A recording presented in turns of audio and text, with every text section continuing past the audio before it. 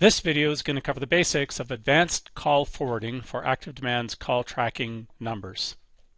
All of ActiveDEMAND's call tracking numbers have the ability to accept a call and route the call to somebody else. Getting the right phone to ring is one of the big benefits of ActiveDEMAND's call tracking capabilities. The advanced call forwarding section is in call tracking, and you just click on the advanced call forwarding tab. There are three sub-tabs in the advanced call forwarding section: conditional call forwarding, interactive voice response menus, which is IVR, and of course call forwarding schedules. I'm going to start off with call forwarding schedules. A call forwarding schedule is a set of time slots that are referenced in a conditional call forwarding rule. To edit an existing call forwarding schedule, click the pencil. This dialog appears. So you see with this schedule, it is a weekday schedule, and it's really saying on the weekends during these times, this schedule will be active. You can choose to create a daily schedule, in other words, every single day at this specific range, or like we just saw, the weekday schedule, or a custom schedule where you can pick specific time slots for each day of the week. To create a new schedule, we click this button here. And as you see here, same dialog. To reference a call forwarding schedule, we need a conditional call forwarding rule. Any number in ActiveDEMAND and any dynamic number insertion group can be assigned an advanced call forwarding rule.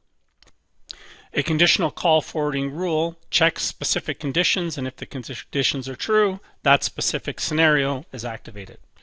So to show you this, I'm just going to add a new conditional call forwarding rule. I'm going to create a new rule.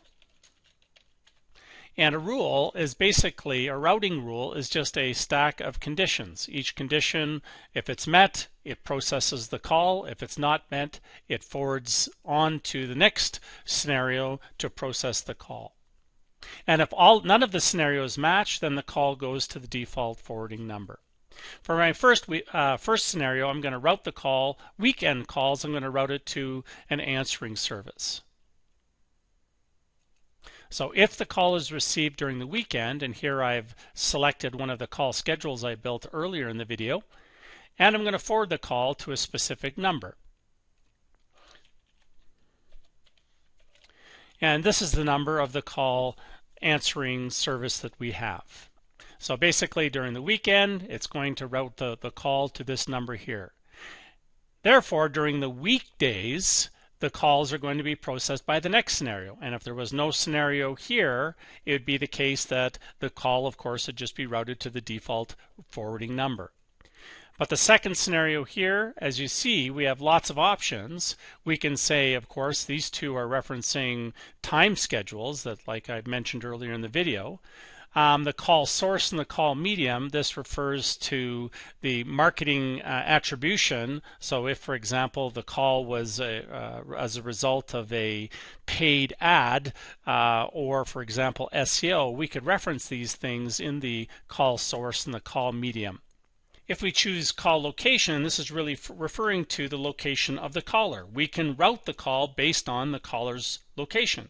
So for example, if the caller is calling from the East Coast, we can route the call to the East Coast sales office.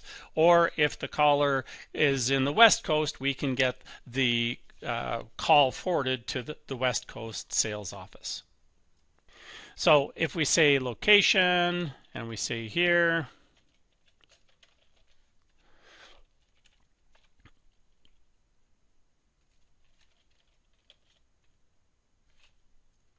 here we're dealing with the West Coast, and here, as far as the rule, we can say we can just forward the number to a group of numbers, like I mentioned here, and the first one that answers the phone gets it, or we can do round robin, or we can as well reference an IVR, which we'll talk about in just a little bit.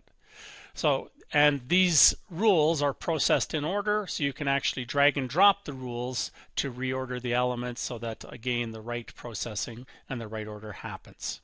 So again, if a call doesn't answer, if the call isn't processed by any of these scenarios or doesn't match with any of the scenarios, the default number is going to be called.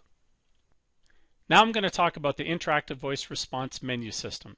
This menu system is presented to the caller to help them take part in getting the right phone to ring. So a menu system, it's built basically by clicking this here. You get to choose the menu name. You can add the menu level.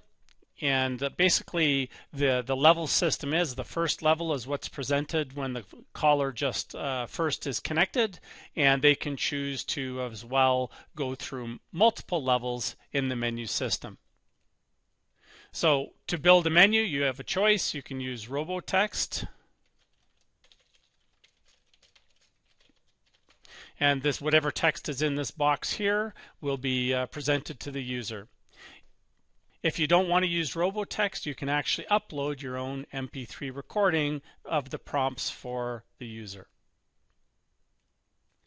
And the system is very simple. It's basically if the user presses one of these buttons, you choose what happens. So if the caller, for example, presses 1, we can choose what happens. In this case, we'll say that it is forwarded to these numbers, and again we can choose any set of numbers, and the first one that answers the call gets it, or it's a case we can do round robin, or again we can move to a lower menu level here. So the system is quite powerful, and again with these IVRs you can reference an interactive voice menu directly from the specific number or from a dynamic number insertion group, or you can also reference the IVR using the conditional forwarding rules. So you see the advanced call forwarding capabilities of ActiveDEMAND are very powerful, yet very easy to use. This concludes this video on advanced call forwarding.